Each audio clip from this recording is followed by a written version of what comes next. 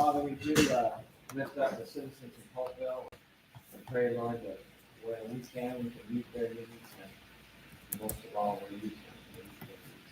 We know many among us that need prayer requests, the families that those that are not doing well, and think they want to do something. Think of Wally Langer, the former supervisor, and Linda Stewart, the former supervisor.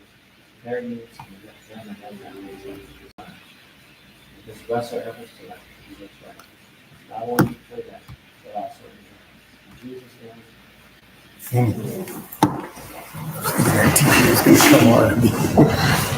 I was like, City clerk, can we get verification of posting agenda? Mr. Mayor, the agenda was posted on Friday, September 5th. Yes, the video is live. It's just not on there yet, but yeah, it's live. Thank you. Executive session announcement. Attorney Watkins? Yes, Mr. Mayor, members of council, there's lively and robust discussion, great questions, and no reportable action. Thank you. We have a presentation from Lindsay Dale that we would like to entertain. She's our Carroll County Registrar of Voters. Woohoo! Well, we are, They can't hear they you. can hear you online if you don't. It's on, it's just not that sensitive. Just takes almost I was gonna say, contact. where's my mic check here? Hi, I'm Lindsay Dale, Registrar of Voters. I'm here to make a presentation to you tonight.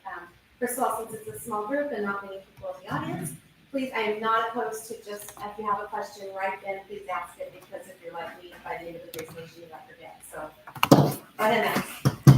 So I'm here to provide you and the public with information regarding the county's transition into the Voters' Choice Act election model from what we have now, which is a traditional polling place election. Go ahead, next slide, please. So the Voters' Choice Act, which I will refer to as VCA, was established by Senate Bill 450 in 2016, and it seeks to modernize elections, providing greater flexibility, convenience, and for all voters. There's 4 aspects to the VCA. First of all, every voter gets a vote by mail ballot. Now, based on AB 37 in 2021, regardless of VCA status in California, every voter does already get a vote by mail ballot, regardless if you are a VCA county or a traditional polling place. So we're already there. That's not going to change. Everyone will still get their vote by mail ballot. The second aspect is to provide secure ballot drop-off locations for voters. Back in 2021, in anticipation of us transitioning into the Voters' Choice Act, we installed 8 ballot drop boxes throughout the county. You do have one right outside your door here.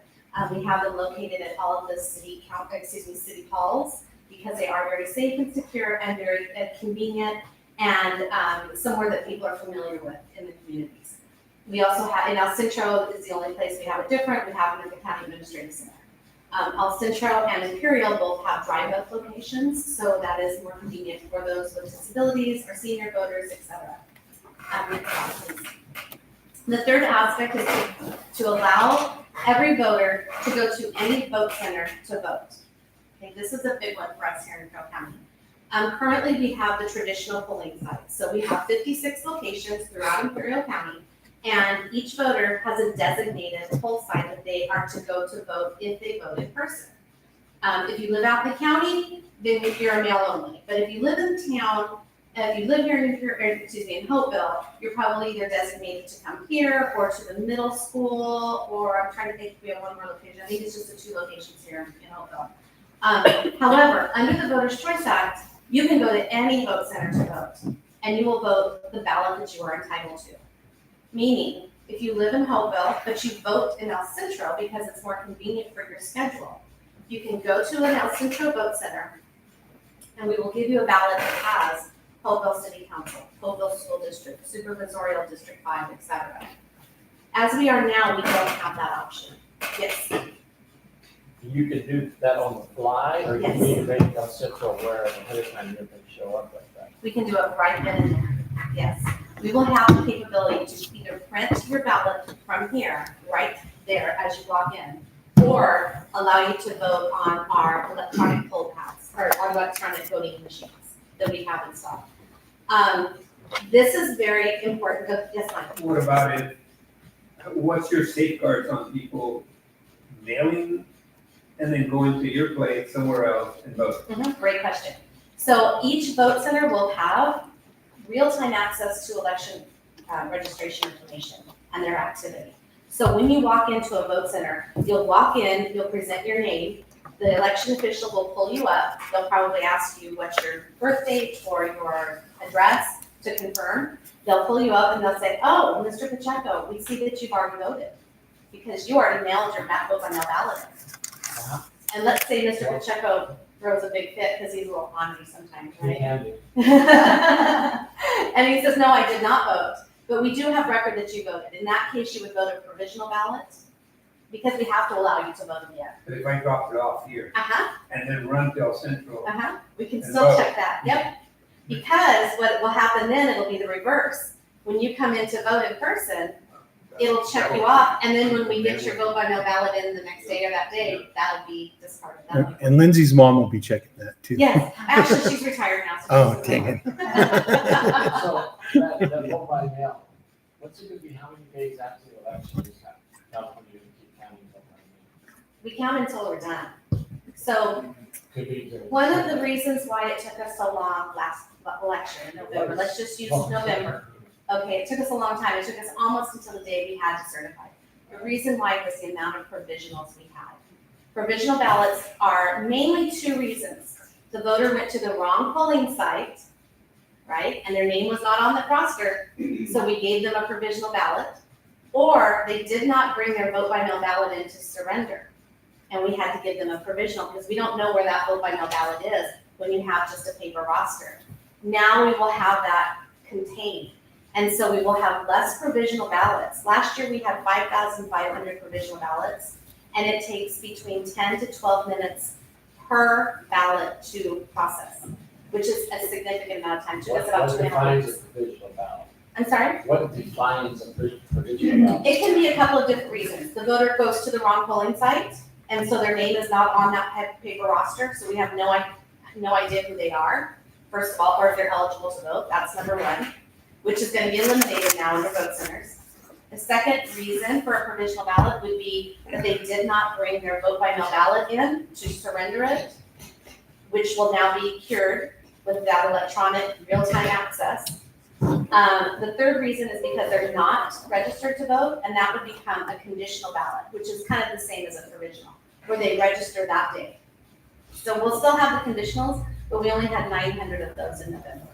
We had 5,500 provisionals, which was the same amount as Orange County in November. And it took us 2.5 weeks to process those. So under vote centers, we'll have that real-time access to that voter registration and voter activity that will eliminate the need for so many provisional ballots. The fourth aspect is to expand early in-person voting. So right now we have 56 locations only open on election day. That's it, 7 a.m. to 8 p.m. election day only. Under vote centers, we will have options for voters between 4 to 11 days before the election, depending on the location. Will be open for early in-person voting. So go ahead, next slide.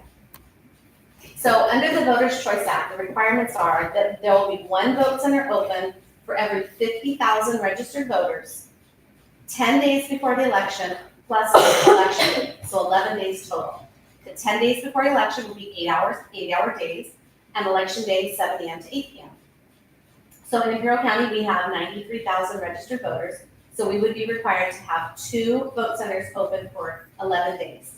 But because we are in Imperial Valley, and El Centro, Brawley, I mean, honestly, if you put one in El Centro, you better put one in Brawley, right? And then you better put one in Calexico.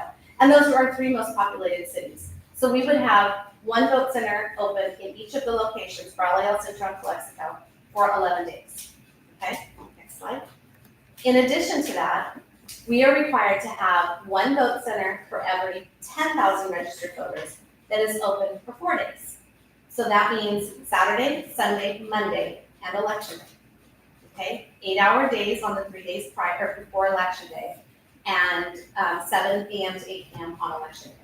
So those locations would be Holtville, Imperial, Westmoreland, Heber, Sealy, trying to think of who, Nyland, Salton City, and then a second location in those highly populated areas, Raleigh, El Centro, and Calexico. Okay? Next slide, please. So there's a lot of benefits to this. Vote centers are open, as I mentioned, from 4 to 11 days, depending on the location. And who does this benefit? Well, here's some examples. My son's a county firefighter, and he works 3-day shifts. So if he is on duty on election day, he doesn't have any options to vote in person if that's what he chooses to do. Under the Voters' Choice Act, he can vote before he goes on shift. He can vote 3 days before, 4 days before. Same with his wife, who's a nurse and works 12-hour shifts. Our senior population and disabled community that may rely on family and friends to transport or assist them, Tuesdays might not be the most convenient time. This way, we're giving them more options for flexibility to be able to have that transportation and have that assistance. Vote centers will be located in ADA-compliant facilities with sufficient parking and close proximity to public transportation. So we're looking into our communities to see where is the perfect location for the community. In my opinion, here in Holtville, this room is the perfect location. It's centrally located. Everyone is very familiar with this location. It's been a polling place for years. And so we'd like to use this facility for a 4-day vote center in the future elections. Again, voters can go to any vote center in Imperial County and and vote the ballot that they are entitled to.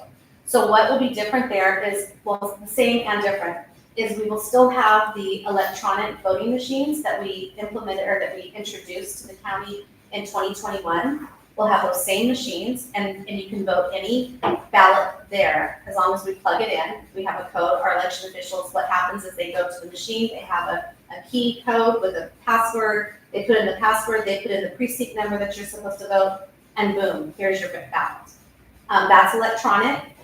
It is not connected to the internet. There is no way it can be attached to Wi-Fi at all. The voter merely makes the selections on the touchpad, and then they review it, they print it, they put it in the ballot box. It also assists our disabled community, so if you have hearing impairment, a visual impairment, it can go English and Spanish. If you have difficulty seeing colors, it can change the colors, it can make it larger, lots of different options there.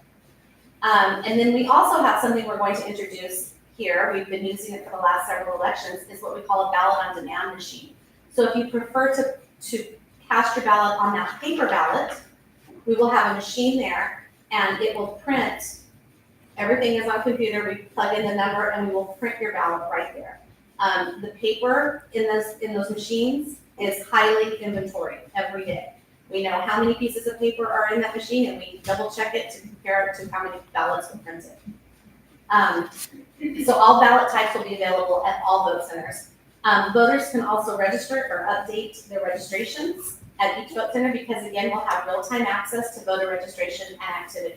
So if you come in without your vote by mail ballot and you want to vote, we can void that ballot so it can't be voted by anyone else or by you again, and then we'll issue you a new one. Or some people vote their ballot at home, they fill it out, but they want to come in and they want to put it in the machine themselves, right? You can do that as well.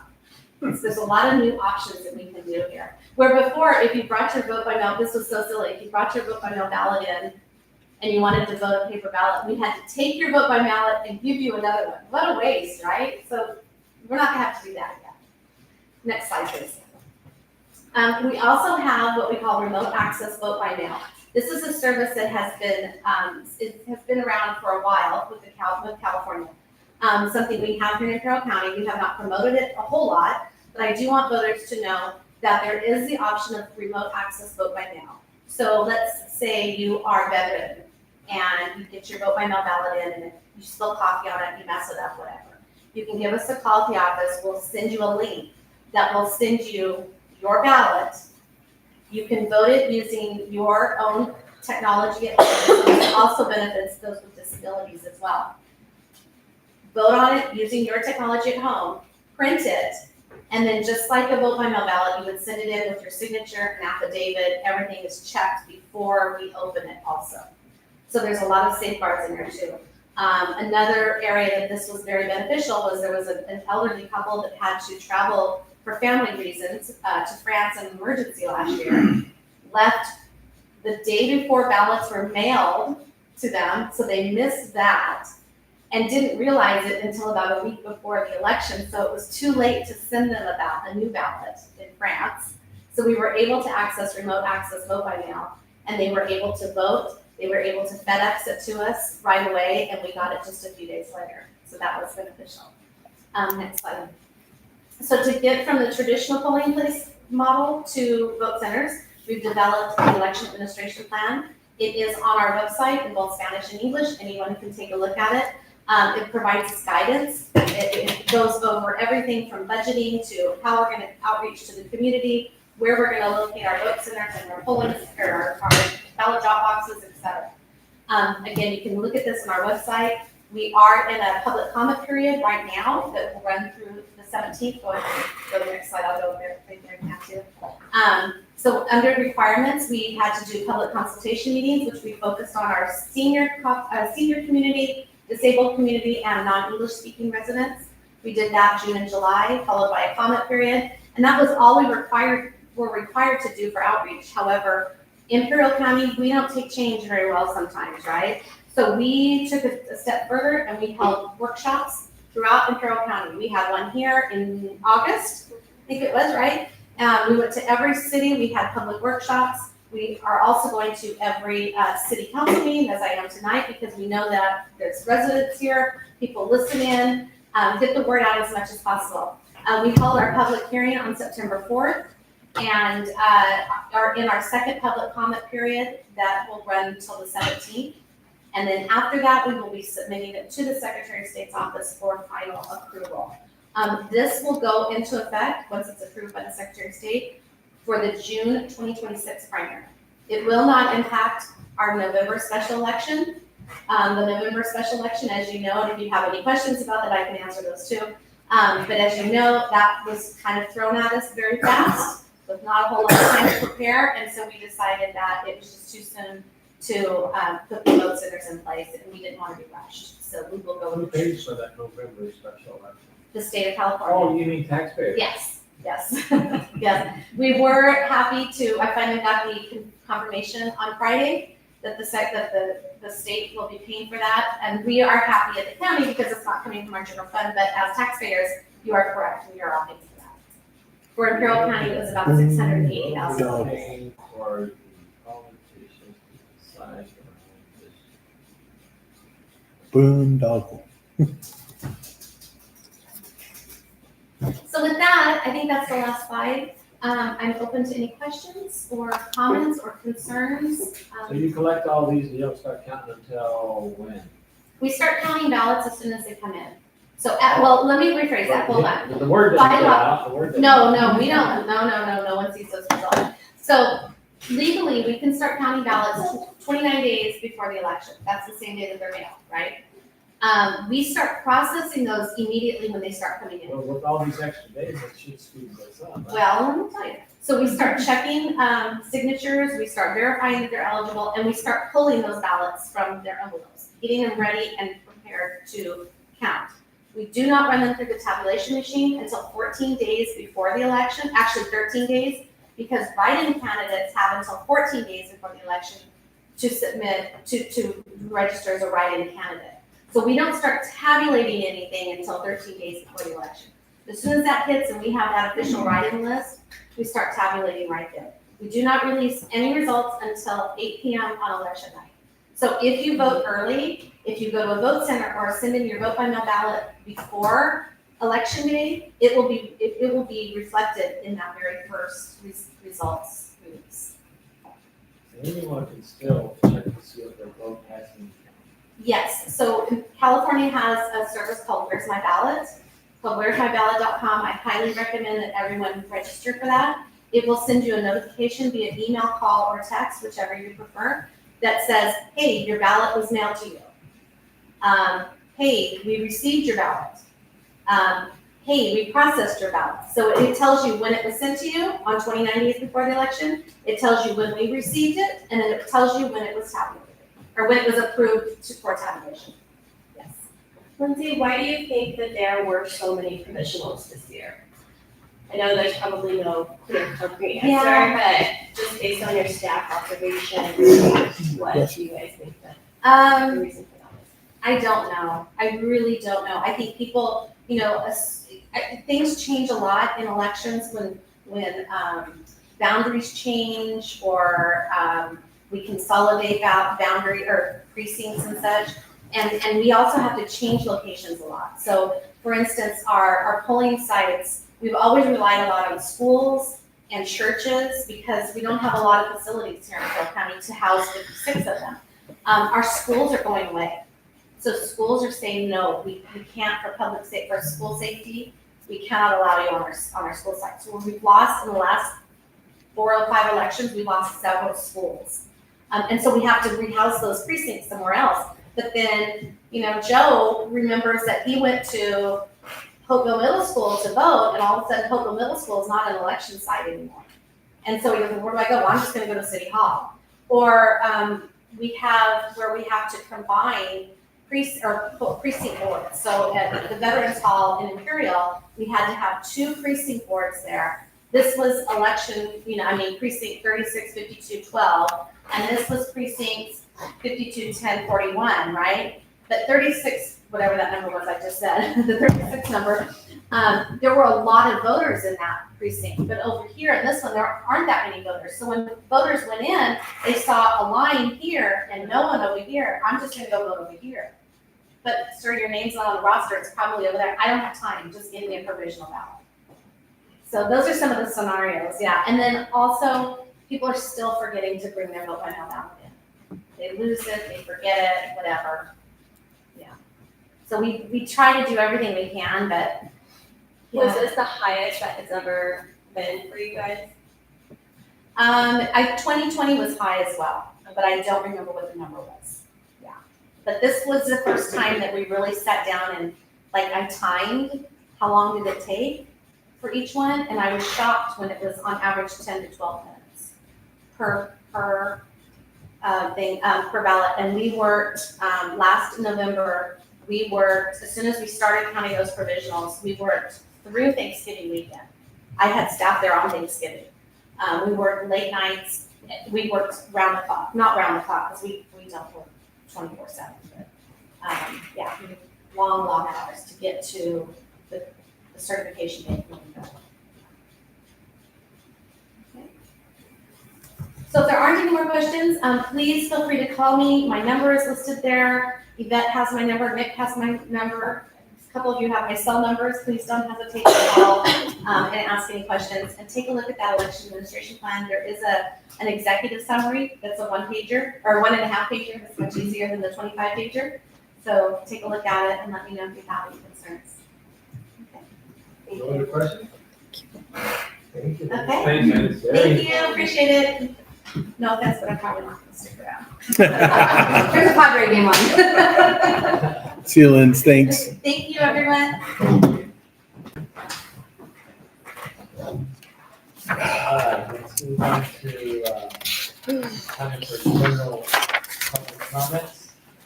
Public address the city council on the night that does not appear on the agenda for this meeting and the purview of the city council. Do you have anything you'd like to share? Anybody online? There's 2 people Do online. they have a public comment? They have not put a public comment. We'll move on to the consent agenda. The items on the consent agenda are to be approved without comment. Should any council member or member of the public wish to discuss any item, may we request that the item be removed from the consent agenda placed on the new business agenda. A couple of items. Item A, approval of the minutes from the regular meeting of Tuesday, September 2nd, 2025, and item B, current demands number 48365 through number 48521. What's the pleasure of the council concerning tonight's consent agenda? Move to approve. Motion from Mayor Pro Tem Checker. Could we get a second, please? Also, second from Councilman Munger. Roll call, please. John Munger, Yes. Mike Pacheco, Yes. Mary Anderson, Yes. Vanessa Ramirez, Yes. and Mike Goodsell. Yes. Hearings, reports of officers, commissions, committees, and communiques. We got here some city clerk. Any reports for us? Nothing new from less than a week ago. We have the farmers market next Thursday, so that's pretty much it for me. Thank you. Nick manager, Nick Wells, city manager, or Nick, That would be his wife. city Wells. Don't tell her that. No chance she's online. Not much to report. Just kind of still going through the process of assessing all the things that happened during the big storm event. We're getting all through all that, but working on some things. Have been working on picking up a bunch of projects that are kind of keep slipping away. Spoke with the fire chief. Spoke with the architect today. Nothing great new to report. They're still bouncing back and forth between the plan checkers and him. He's resubmitting tomorrow supposedly. Have a meeting with the whole group regarding the Pine Street sidewalk, the West 9th Street sidewalk, and the Trestle Bridge project this week. So trying to figure out where we are on all that. That's all I got. City Attorney Steve Walker, it's good to see you up and about. Thank you, I appreciate that. Well, it's nice to be here in my favorite city. And nothing to report. Councilwoman Vanessa Ramirez, is that you? Whoa, hey. All right. I don't have much to report since Tuesday. Looking forward to the Calcity's dinner and yeah, that's pretty much all I got. Councilwoman Marianne. You know, there is one issue. I brought it up, well, I haven't brought it up, but I wanted to bring it up here in open session for Mr. Wells. It's regarding CR&R. They have missed our whole block with the black trash cans the last 2 weeks in a row. I called them the week of August 25th. They came by and took care of it. I called them last week. They didn't come by and take care of it. Okay. But I get it 1 week they miss it, but 2 in a row, I don't know what's going on. So maybe that's something we can look into for at least the 700 block of Olive. Okay. I don't know if they missed the whole Olive, but they're definitely missing the 700 block. I haven't heard. Chandler, have you heard any complaints about missed pickups? Yeah. You're down close to where it'd be. They would call where Sandra and Wilbur are. But I'll definitely check into it for sure. Yeah. Their trash get picked up today. You know, Murray, I think I noticed the week before that it was really full, and I thought it was just full because I share, where I live. So I didn't really assume it wasn't picked up, but that would make sense. Yeah. Yeah. It wasn't. We got called over here for trash. I walked down that way. Yeah.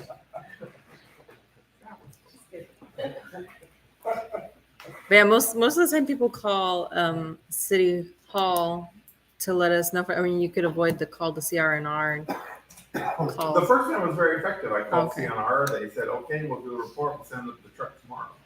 So I noticed they did, but then. You could even text that into us. Excellent. I'll always take the chance to throw that I out don't there. want to waste any extra text that we have to pay for. I want to save those. Yeah, you're talking about cost cutting, and that's just like text away. We paid for 50,000 extra texts. But that was the only issue I had, Mr. Mayor, with that one. And upcoming events, I don't really have much other than the meeting on the 18th. By the way, who all is planning to attend the 18th? I think basically everyone has responded to me except for Vanessa. I had much to attend. Okay. As long as no one's there. Did you want an email, or just say, yeah, I mean, yeah, if you just want to say yeah. Or is it going to be with a +1? That'd be good to let them know. What's that?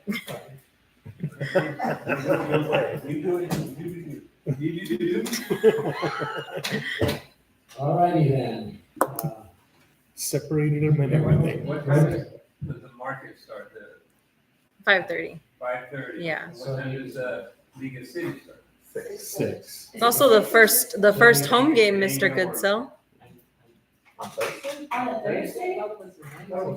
18th. Oh, gosh. That's a problem. Yeah. We can't not have you. It was they released the schedule again. Yeah, so 2 of them got moved to Thursdays. Which game?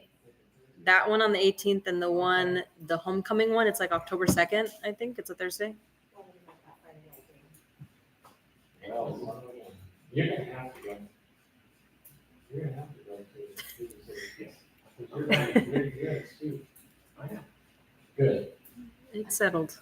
That's It's our guy. I'll be speaking from the Press box. press box. I got you covered. Don't worry. Is there anything like you like to?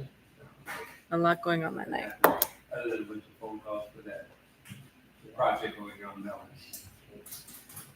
Councilman, is there something you'd like to say? With you, just made the stair climb at the fairgrounds.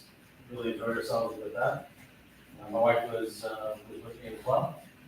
And saw, how many people was it? You say over 1,000? I just took a wild guess. It's a lot of people. A lot of people. Really, they expanded the walk as well. So it's not just the stairs and it's not just around the track, but also around the fairgrounds itself. So I think that, gave a lot of people an opportunity to participate depending upon their level of ability, if you will. But really well run. That's it. Thank you. I don't see George and I don't see Alex, but you're sitting in front of this nameplate. Chief Martinez, would you like to share anything? I didn't see this month, but I was out there as well, for my birthday. Pretty good, awesome. It was a lot of people. So, You know, it would have been funny if you called him Chief Ramirez. I was just thinking that's Chief Ramirez, and I'm like, and Councilmember Ramirez. Now he's just getting confused. Sorry. I don't know if you guys saw the stats. This is You guys so have any hard. questions on the stats?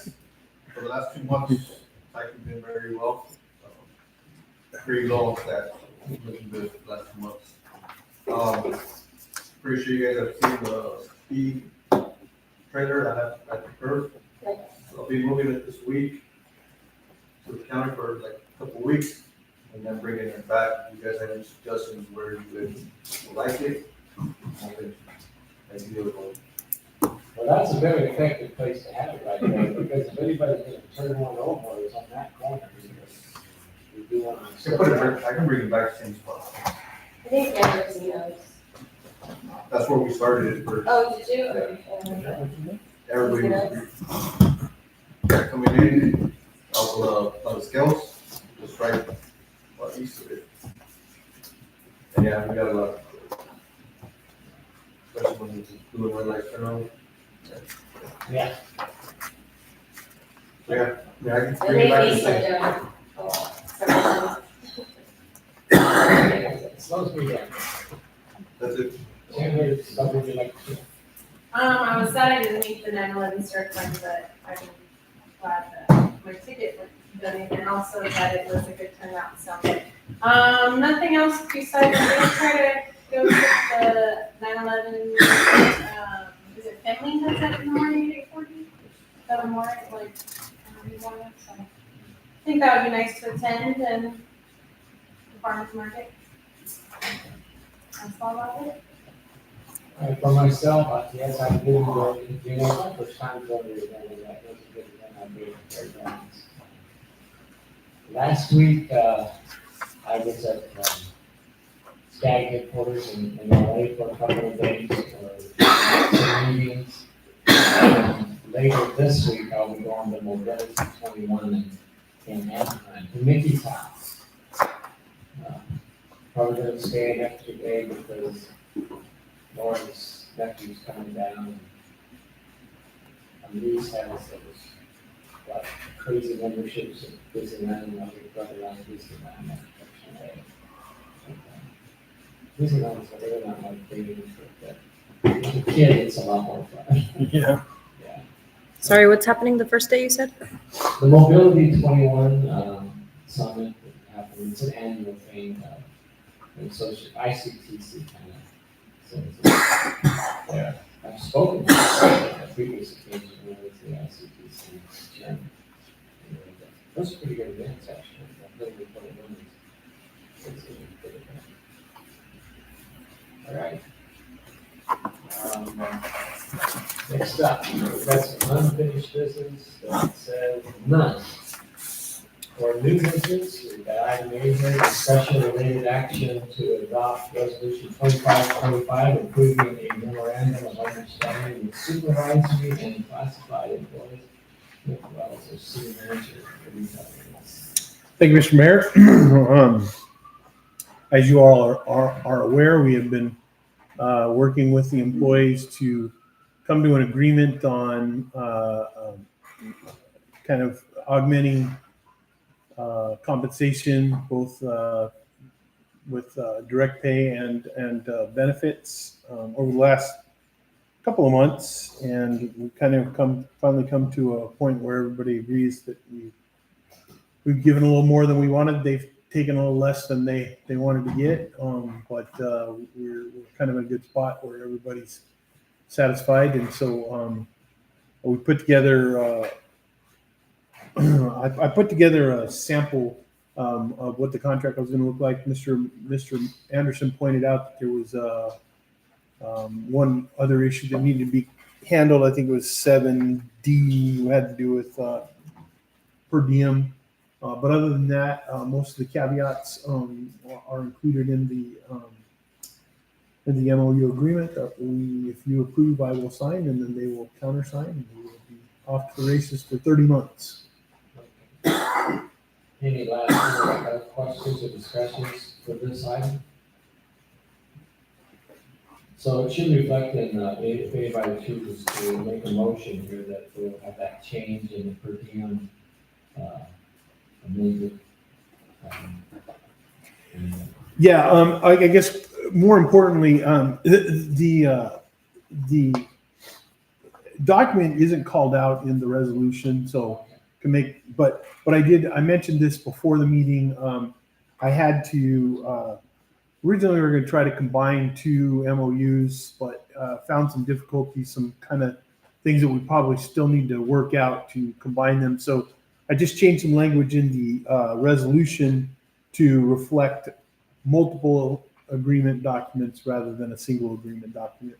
But just basically, yeah, and so that language we should be as amended. The resolution is amended. What's the pleasure?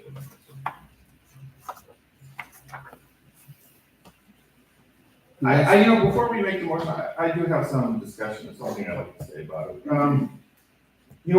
We all want to give raises to our city employees. We love our city employees. We want to give them as much as we can possibly give them. But we're already operating at a $50,000 in the red for the fiscal budget. And by doing this throws us farther into the red for the fiscal year.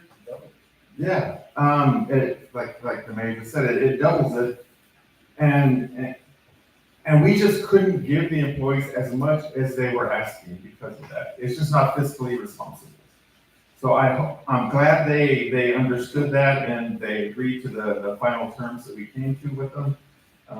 Sure, we'd love to give them more, but at this point we just can't. As a matter of fact, we're not sure how we're going to make up that red difference that we're in right now. So.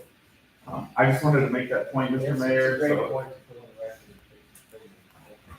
So I just wanted to make that point before we put this to a vote. Is that a motion, Mr. Anderson? No, it's not my motion. You ask a lot of the guys sometimes, Yeah, Councilman Pacheco, you can see he's uncomfortable with the situation. Why don't you make this motion? And, Well, I think if we're you have all, more comfort with I it. think we're all uncomfortable, but I think we did what we had to do. So I will make the motion to approve the resolution 45 adopting employees in the week. As amended. As amended. We have a motion. Could we get a second? Families are waiting. Oh, uncomfortable in seconds. Thank you, Councilwoman Vanessa Ramirez. Roll call, please. John Munger, Yes. Mike Pacheco, Yes. Mary Anderson, Comfortably, yes. Vanessa Ramirez, Yes. and Mike Goodsell. Yes. Just know in the resolution, there's no No, uncomfortably yes It's not a- option. There's yes, no, absent, uncomfortably yes. Adding a new one. Okay. Item B of new business is discussion and related action to adopt resolution 2526, adopting the 2025-2026 salary schedule. Again, Nicholas, city manager. Thank you, Mr. Mayor. Pursuant to the previous action and the negotiations across the board, for most of the salary schedule, we added 1.5% to the pay rates. I will note that there's a couple of positions, unfilled positions at the top of the payroll pay schedule that we did not apply that to, but again, they're unfilled positions. If we ever decided to go and fill them, we could discuss what the compensation would be for those.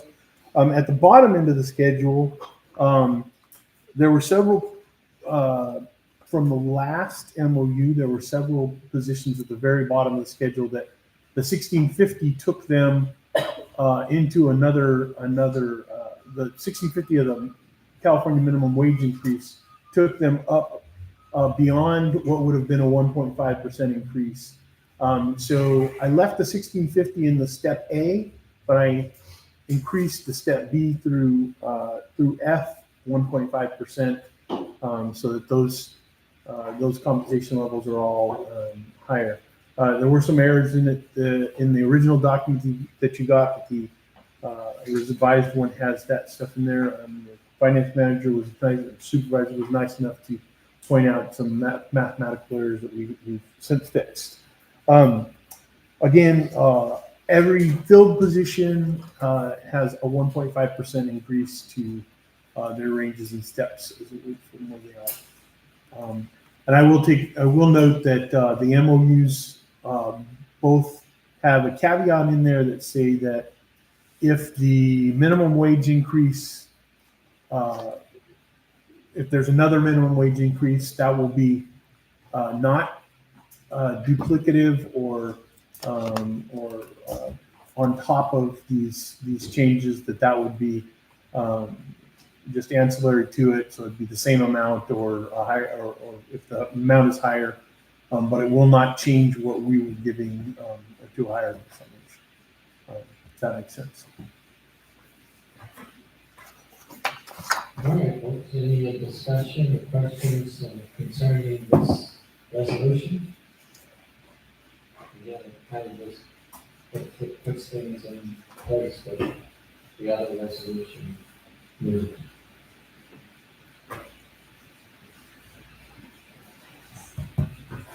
Okay? We need a motion for this one.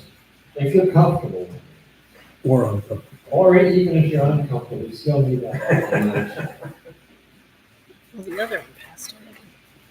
I'll move to approve resolution 2526, adopting the new salary schedule. I'll second. Look at you two, look at you. See, that's the kind of unity that we needed, the harmony that we needed to come to an agreement. Roll call, please. John Munger, Yes. Mike Pacheco, Mary Anderson, Enthusiastically, yes. Vanessa Ramirez, Yes. and Mike Goodsell. Yes. Your motion wasn't that enthusiastic. Item 4, information only, we don't have any. Staff reports, we heard about some, is there any questions about the others? If not. Nick Wells, you want to expand anything in your report? I don't think so. All right, then. Items for future meetings, we could possibly discuss in the future. Is anything coming regarding what the architect and the chief talked about? Not at this point. We're still in plan check, so that's got a little time to go. I will bring some stuff for some of the other projects, next meeting or the meeting after. Too. Let's collect information about what happens on Mellon Road, and maybe we'll have to see where that takes us. Is there something else to correct your action? The first meeting in October, we have the domestic violence proclamation. Okay. Yes. All right. If there's nothing else to come before us, we'll be adjourned. Thank you all.